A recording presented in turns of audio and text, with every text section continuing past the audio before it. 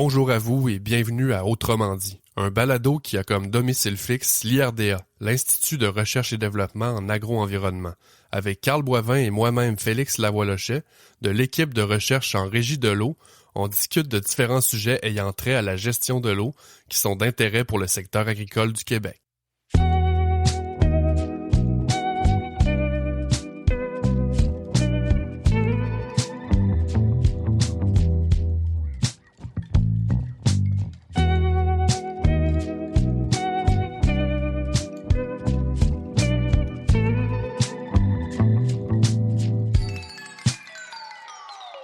Bonjour tout le monde, bienvenue Autrement dit. Cette semaine, on poursuit notre série de balados sur le projet Formo avec un premier épisode avec un fournisseur du milieu. On en a déjà parlé dans l'épisode d'introduction au projet, mais il y a plusieurs acteurs là, impliqués à différents niveaux dans la gestion de l'eau sur les entreprises agricoles au Québec. Puis aujourd'hui, on a la chance de recevoir Mathieu Plante de la compagnie Dubois Agrinovation afin de discuter là, de nouvelles technologies et de solutions pour optimiser la gestion de l'eau à la ferme. Pour l'occasion, on va aborder les thèmes 4 et 8 de la formation qui sont les besoins en eau des cultures et les bonnes pratiques d'irrigation et la récupération des eaux pluviales ou de lavage, leur traitement et leur réutilisation. Mais avant de me lancer, là, j'accueille mon tout nouveau co-animateur, mon collègue Jérémy Vallée de l'IRDA. Salut Jérémy, comment vas-tu? Salut Félix, ça va super bien. Très heureux d'être ici avec toi pour être ton co-animateur. On débute là la série des balados avec les fournisseurs, puis c'est un beau défi. Comme on dit, j'ai des grosses pointures à chausser là en remplacement de Carl, fait que c'est ma première expérience de co-animation. Je vois un peu ça comme un genre de baptême.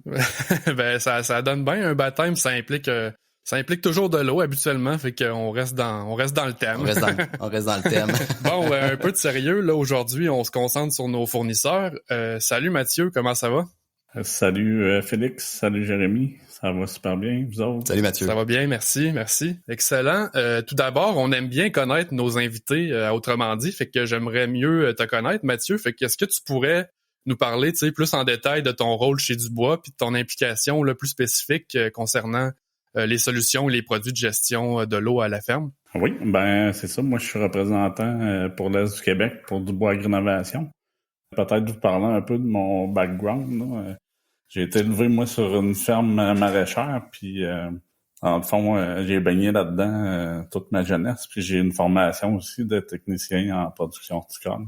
J'ai été producteur pendant 10-12 ans, puis par la suite, là, je suis rentré chez Dubois en 2014. C'est ça, fait que moi, je fais beaucoup d'irrigation pour Dubois. On fait les designs d'irrigation pour les systèmes, tout ça. Puis on fait aussi la protection des cultures, plasticulture. Moi, je touche un peu à tout là, chez Dubois. Super intéressant là de connaître un petit peu mieux ton rôle là, au sein de l'entreprise, Mathieu. Tu sais, ça fait quand même plusieurs années que je gravite dans le domaine de la régie de l'eau à la ferme. Puis j'ai l'impression que Dubois Agrinovation fait partie du paysage depuis quand même longtemps. On voit vos produits là sur les fermes, tout ça. Puis dans le fond, on aimerait connaître un petit peu plus là, l'histoire de Dubois Agrinovation, comment c'est parti, puis le comment et le pourquoi vous êtes intéressé aux technologies puis à la gestion de l'eau à la ferme. Premièrement, je vais vous faire un petit historique là, de l'entreprise, puis c'est quoi l'entreprise aujourd'hui également. Donc, c'est Madame Ginette Guinois qui a démarré l'entreprise. C'est une fille de maraîcher, donc elle vient du domaine également, fait qu'elle connaît les besoins des producteurs, tout ça. Puis elle a parti l'entreprise Plastitech dans les années 80. C'est l'origine de Dubois Agrinovation. Au début, ils vendaient que de la plasticulture, mini-tunnel, pailles plastique, plastique d'ensilage, ces choses-là. Au cours des années 80-90, ça s'est développé, la gamme s'est étendue, l'entreprise a grandi.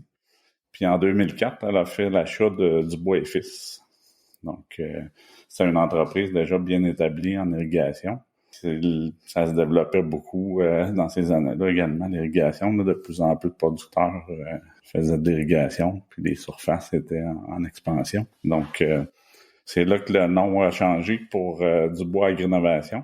Donc, Agrinovation, c'est quoi? C'est la fusion d'agriculture et d'innovation. On est toujours une entreprise là, qui est à la recherche des nouveautés, puis de l'innovation, des nouvelles pratiques culturelles dans le maraîcher. Puis au cours des années, ça a toujours pris de l'expansion. Puis il y a le côté serre et culture intérieure là, qui est arrivé plus dans les années 2010. Puis ça s'est développé énormément de ce côté-là.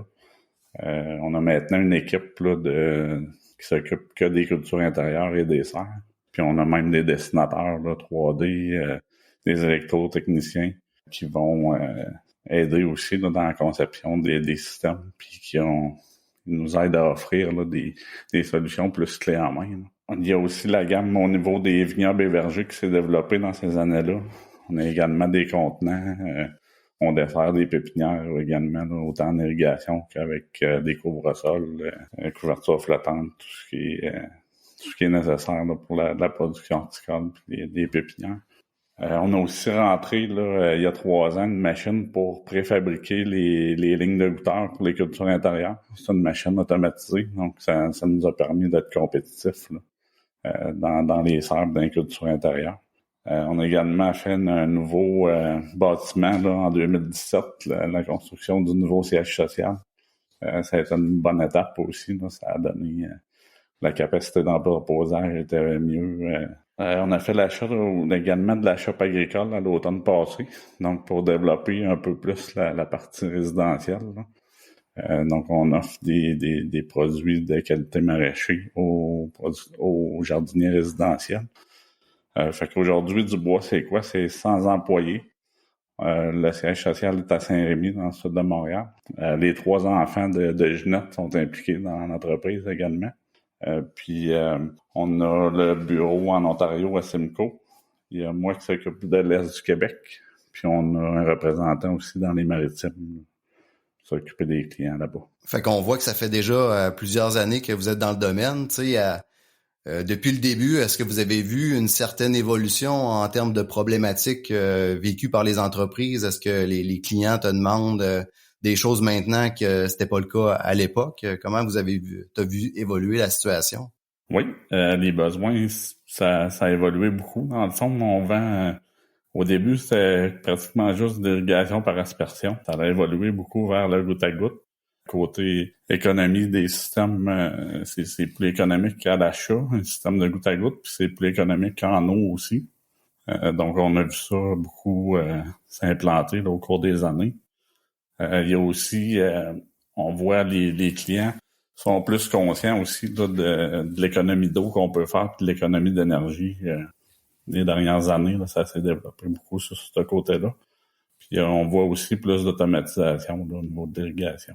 Puis en termes de grosseur, Mathieu, là, tu l'as un peu mentionné, mais tu sais, Dubois dans le milieu québécois ou canadien ou international, comment se positionne cette entreprise-là? Ben, c'est sûr qu'au Québec, on a quand même une bonne partie du marché.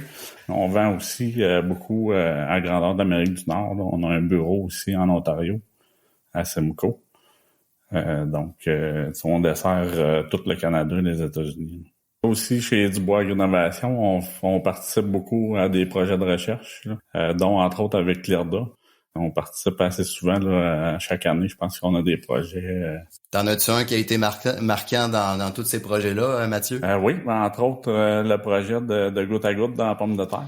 Ouais, effectivement, c'était un projet qu'on avait fait dans les années 2016-2017.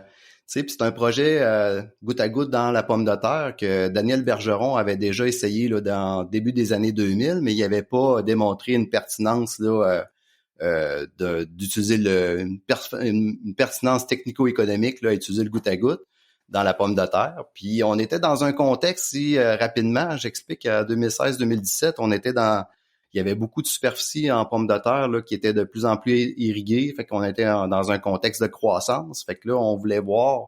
Puis ça me ramène aussi ce que tu nous avais raconté tout à l'heure, là, tu sais, que les producteurs cherchaient plus d'efficacité, plus d'uniformité dans leur système. Fait qu'on avait essayé ce système d'irrigation dans la pomme de terre. Puis on avait vu une pertinence là, agronomique d'utiliser le goutte à goutte, là, puis même un entre-rang sur 2, là.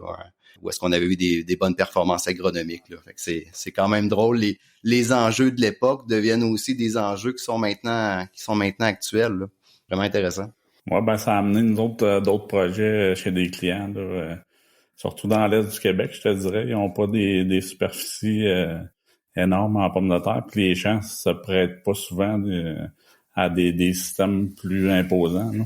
Fait que ça a débouché pour nous autres à des choses. Puis le fait aussi que vous ayez testé une allée sur deux de goutte à goutte, ça amenait un système assez économique là, pour les producteurs, comparable au prix de d'autres systèmes facilement. Là. Génial. Moi, j'étais pas encore avec l'équipe à ce moment-là, mais à vous entendre parler, ça me semblait être un projet assez intéressant et significatif. Donc maintenant, Mathieu, on vient de parler un peu des problématiques desquelles vous avez été témoin là, du bois, des problématiques que les producteurs rencontrent au fil des années. Maintenant, j'aimerais ça qu'on parle plus de solutions. Fait que concrètement, Mathieu, est-ce qu'on peut discuter là, directement des produits et ou services, là, bref, des solutions que vous proposez chez Dubois pour les producteurs? Oui, dans le fond, on offre vraiment un service personnalisé là, pour chaque producteur. On va vraiment avec les besoins de chacun. Puis on va proposer des solutions là, adaptées à leurs besoins à ce niveau-là. Puis on s'occupe, là, on peut se déplacer, on va voir le client. Puis on voit avec lui les problématiques qu'il peut avoir. Puis on va lui proposer là, des solutions adaptées à ses besoins là, selon sa source d'eau ou les problèmes d'eau qu'il peut avoir. On s'adapte à tout ça. Au niveau des produits, c'est ça, on a autant, on fait encore beaucoup d'irrigation par aspersion. On va nous faire également du goutte à goutte. On peut, on va avoir des outils de mesure aussi au champ, là, comme les tensiomètres, qui sont un outil intéressant qu'on propose aux producteurs aussi la plupart du temps avec un système d'irrigation. Puis ça va leur permettre de déterminer un peu leur temps d'irrigation là, dans leurs conditions. Tu sais, tantôt, Mathieu t'a dit que la solution s'adaptait dans le fond aux clients puis à leurs besoins spécifiques. Puis tu sais, avec les années, t'as-tu vu une évolution dans les produits ou les produits oui, mais tu sais, est-ce que les connaissances des producteurs ont évolué? Est-ce que ils sont plus exigeants maintenant sur ce qu'ils te demandent en termes de produits ou en termes d'efficacité? On en a parlé tantôt, oui. Mais est-ce que c'est le genre de discussion que t'as plus souvent avec tes clients? Oui, je dirais de plus en plus les clients sont informés, sont connaissants dans les systèmes d'irrigation, puis ils vont chercher à avoir, c'est ça, une économie d'énergie, puis une économie de temps, puis une économie d'eau aussi au bout de la ligne. Fait que oui, c'est des choses qu'on a vu évoluer dans le temps. On voit un petit peu moins, ou peut-être que tu le vois moins dans ta pratique, mais tu as peut-être moins besoin de dire, dans le goutte à goutte, on n'a pas besoin d'irriguer pendant 8 heures maintenant. Fait que pour eux autres, ils le voient de façon positive, là. Il y a 20 ans, là, c'est ce qu'on voyait, là, des irrigations de 3, 4, 5 heures en goutte à goutte, là, mais c'est rare qu'on voit ça maintenant, là. Les gens se sont adaptés, là, on voit plus entre 45 minutes puis 1h30 d'irrigation, pas plus à la fois. Là. Super intéressant tout ça. J'avais le goût de te demander aussi, Mathieu, tu sais là, on a parlé des solutions actuelles chez Dubois. On voit qu'il y a beaucoup de choses que vous faites, beaucoup de choses que vous offrez. Est-ce que dans le fond, une question assez ouverte, mais tu sais, dans les prochaines années, tu sais, comment vous voyez la gestion de l'eau en agriculture au Québec? Est-ce que comment Dubois va se positionner dans les prochaines années? Est-ce que tu as des nouveautés à nous dévoiler? Des secrets industriels que tu voudrais divulgacher aujourd'hui, c'est le temps de te laisser aller. Je ne divulguerai pas de scoop, mais disons qu'on voit de plus en plus là, les cultures intérieures, cultures hors sol aussi, en contenant sous abri, qu'on voit de plus en plus là, en fraises framboises sous abri. Pour l'instant, je vous dirais, c'est plus des gros producteurs qui ont comme une branche hors sol un peu. Mais c'est des choses qu'on voit arriver. Au niveau automatisation aussi des systèmes, on a quand même pas mal de demandes. Station électrique de pompage avec automatisation. On en fait quelques-unes depuis 3-4 ans, là, quelques-unes à chaque année. On voit qu'il y a une demande. Puis récupération d'eau de pluie, commencez-vous à avoir des demandes aussi? Oui, ça commence à se parler. C'est sûr qu'il y a un coût à un système de récupération. Pour l'instant, on on dirait que les gens sont pas prêts à investir le montant nécessaire là, pour traiter l'eau qu'on récupère. C'est là qu'il y a le défi. Là. Fait que oui, on regarde ça, puis on a des solutions pour ça, mais on dirait que le prix d'achat est un peu une réticence là, du côté des clients à ce niveau-là. OK. Mais quelqu'un de bien motivé pourrait faire affaire avec du bois sans problème pour oui, c'est des choses qu'on offre. Génial. Tantôt aussi, Mathieu, là, tu as parlé que Dubois était quand même là vraiment un acteur présent là, au Québec, mais est-ce que vous avez aussi vous êtes un peu actif aussi en Ontario, je sais, puis à long terme, est-ce que vous voulez vous étendre un petit peu plus là au Canada ou ailleurs, peut-être aux États-Unis? Ça fait-tu partie des plans?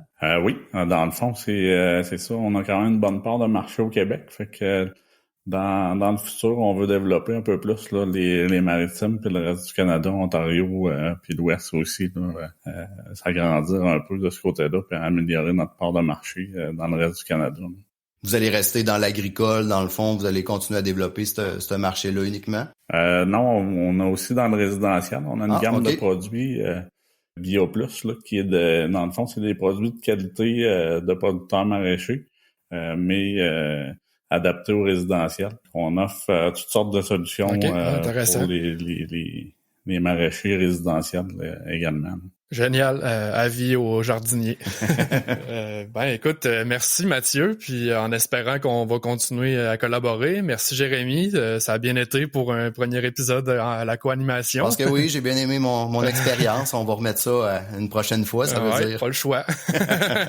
Bon, merci à tous et à toutes d'avoir été là, puis à très bientôt pour un autre épisode de Autrement dit. La formation portant sur la gestion de l'eau en milieu agricole dans un contexte de conflit d'usage et de changement climatique est réalisée grâce au soutien financier du gouvernement du Québec dans le cadre du programme d'appui à la lutte contre les changements climatiques dans le secteur bioalimentaire qui découle du plan pour une économie verte 2030.